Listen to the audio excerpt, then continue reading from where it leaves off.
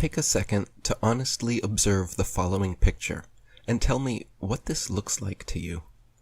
If you said a bunch of cardboard, construction paper, curtain rods, gold tape, and foil, you would be correct. If instead you said the National Aeronautics and Space Administration's highest technological achievement, incapable of being reproduced today, the Apollo 11 lunar lander, then you would also be correct.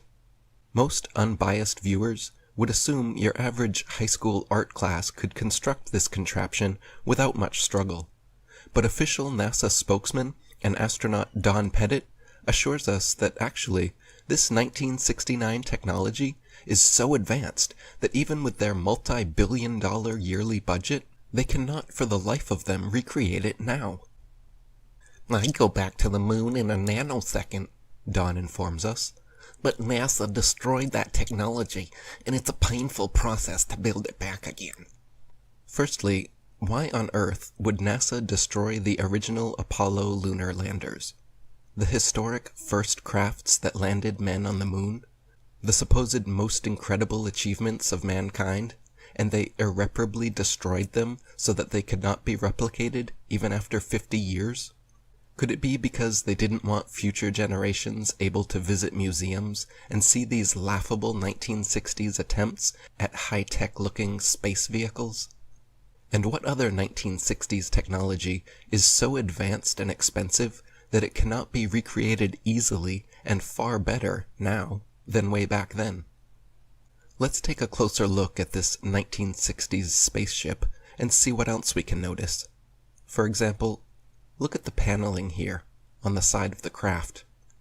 If someone sheetrocked your house looking like this, you would be entitled to a full refund. Yet, with supposedly the best engineers and scientists in the world on the job, this is the kind of craftsmanship NASA provides? Look at the flimsy, haphazard, and careless construction materials and methods used. Look at the buckling, warping, and indentations showing how thin the paneling is. What is this thing? A Twinkie? No, I'm sure it's some super important and necessary high-tech device. Here there are press stubs, and here also has press stubs. But here, and here, they must have run out, so they used gold foil instead. And then over here, they must have run out of gold foil because they didn't bother with either. Look over here at the evenly spaced lines of gold foil going down the legs, until you get to this point where there is 3 lines right close together. It must be important because it's the connection point to the other crossbars, right? Let's look at another leg. Oh, no. On this one, they are all evenly spaced the whole way down. No 3 lines near the crossbar. Apollo 11 mission controller Harold Loden was quoted saying, "The skin on the crew cabin was very thin, and that was all done because of weight saving.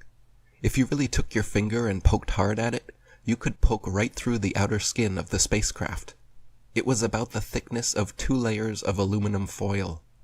Project manager Thomas Kelly concurred, noting that the skin, the aluminum alloy skin of the crew compartment, was about 12 1/1000ths of an inch thick, equivalent to about 3 layers of Reynolds wrap that you would use in the kitchen.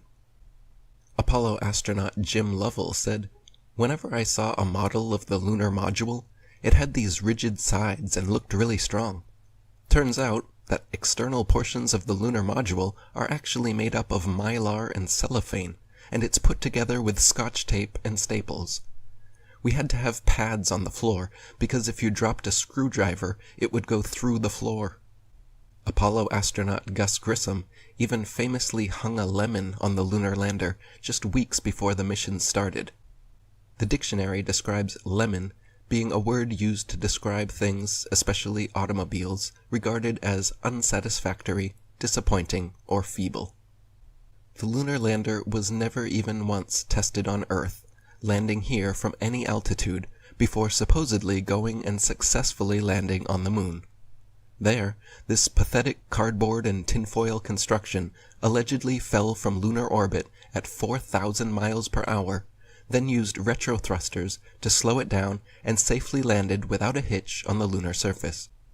When the astronauts did practice in other training vehicles, 3 out of 5 of them crashed, and you can see here how difficult they were to control, even in broad daylight, on Earth, in optimal conditions. The idea that the actual lunar lander was never once tested on Earth, but then made a perfect landing on the moon, is one small step for lying Freemasons, and one giant leap for brainwashed mankind. This is a 7,500-pound thruster. Look how powerful this is, how big, how much dust it kicks up, and the light it creates.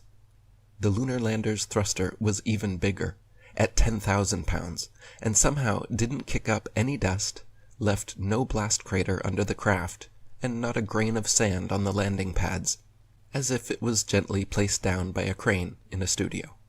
Here we see the lunar lander redocking with the command module. This is clearly fake and made with props, models, and footage similar to the Hollywood creations of the day, such as Stanley Kubrick's 2001 Space Odyssey, created in 1968, the year before the first supposed moon landing. Look at the jerky, unrealistic motions and lack of thrusters being used. The craft is just being turned like a Rubik's Cube somehow, all of this supposedly happening as they both orbit the moon at 4,000 miles per hour. Since many people can't believe this is genuine footage, let me assure you, this is actual, official NASA footage of the Apollo 11 redocking. And this is just the tip of the iceberg when it comes to moon landing hoax evidence. If you still believe man has actually walked on the moon, and rovers are rolling around on Mars, please do me, yourself, and the rest of humanity a favor and watch my following presentation, link in the description box, the NASA Moon and Mars Landing Hoaxes.